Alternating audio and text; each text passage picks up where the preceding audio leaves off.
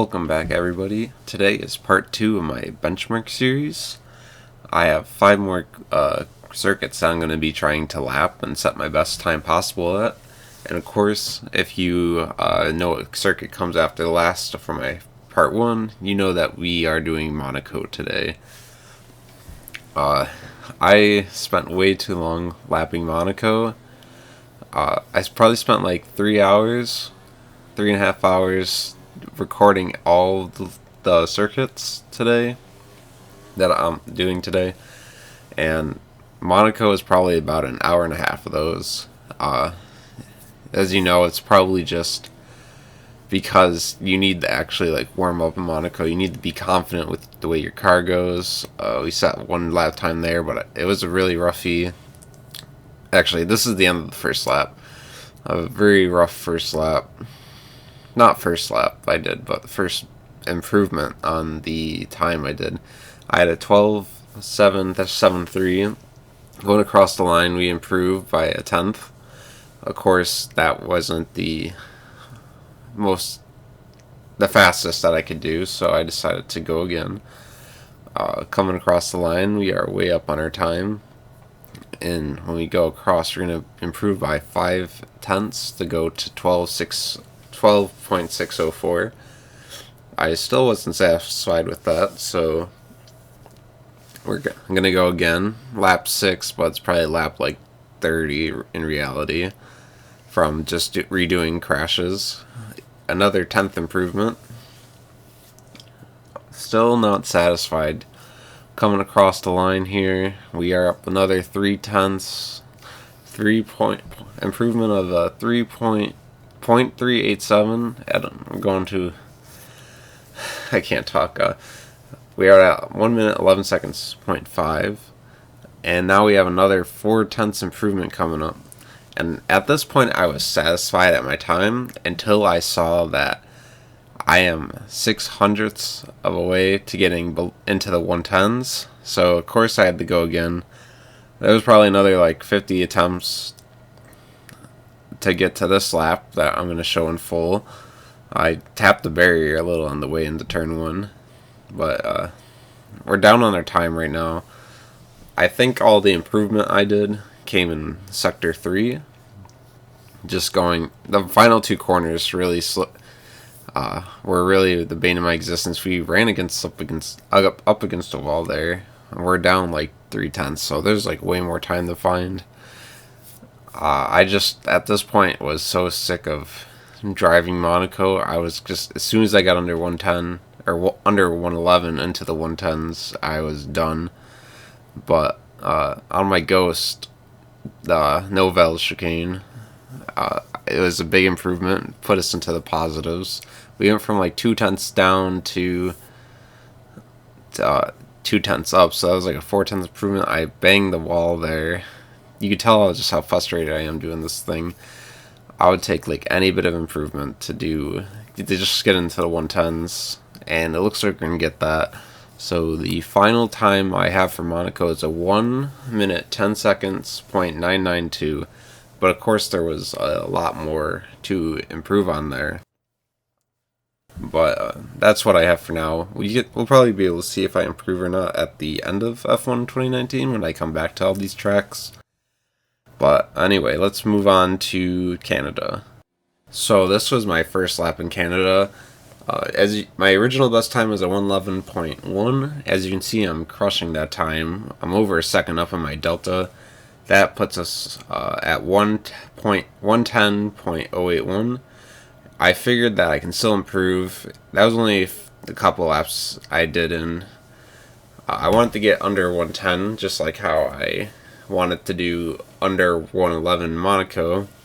So here's the first lap. A little bit of a lockup going into turn 1. But I feel like that was almost a good turn 2. I just didn't get on the throttle as early as I could, I felt. I learned to take that first corner of the chicane, just go right over it. It improved my time so much. As you can see, I gained like 3 tenths there. Went over the curb on that turn. I think that's turn 8. I'm not too sure on the turn numbers. DRS open. I was having trouble with this chicane. A little lockup going in. But I always felt like I could take it faster than I could, and then I would miss the braking zone. The braking for the hairpin, I always got wrong, or at least I felt like I always got wrong while I was driving. But that lockup helped me improve somehow. Up 6/10 on my delta as we go towards the Wall of Champions chicane. You want to take as much curb as you can get away with there. The minimized amount you have to turn. I was so like aggravated from so many laps I drove. I got onto the grass a little there, but 5/10 up to a 109.478 and a little donut for fun. We're gonna move on to Austria. My best time is a 105.917. This is a short lap, so you don't have a lot of chances to improve. I was really always losing time on the last two turns for some reason. I don't know why, but we are in this lap. I'm up 2/10 going around that corner, but that was only temporary. It looked like because I am down. I lost a few hundredths there. Braking at the 100-meter board, going around turn 2. It's funny. While I'm driving, it feels like I'm going so slow, and I am compared to like the best guys. But if you watch it back, I don't look like too slow. Didn't really gain or I gained about a tenth there actually. But these last two corners is where I lost a bit of time. I could not figure out how I was going so fast with the racing line on. Most of these personal bests are set with the racing line on, but we improved by 2.28 of a second to go to a 105.635. And now for the final circuit that I did today for today's video is Britain, Silverstone. The best time I did before today was a 128.335. Just a spoiler, I did not improve on this time in this video. I definitely set this time on with the racing line. I'm still practicing without it. If I sound like a broken record, I'm sorry, but the good thing to note for myself at least was that I was consistently finishing like 3 or 4 tenths behind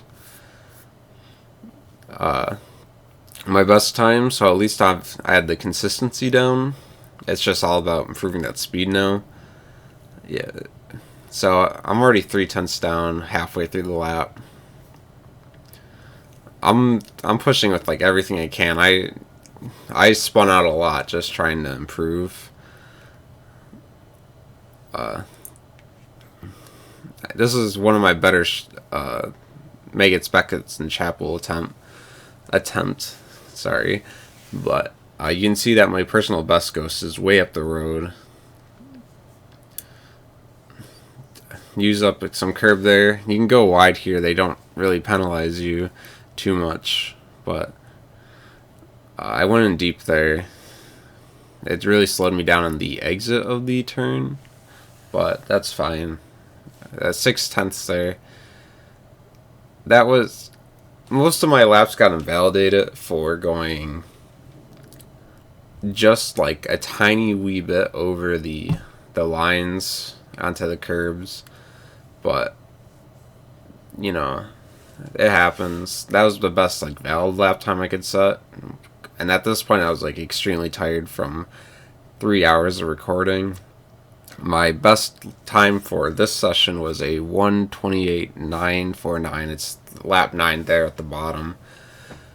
I may have exaggerated when I said 4 or 5 tenths behind. It was more like 6 or 7 tenths. But anyway, if you like this video and you want to see more, please subscribe. Follow me on Twitter. I have updates for new and upcoming videos.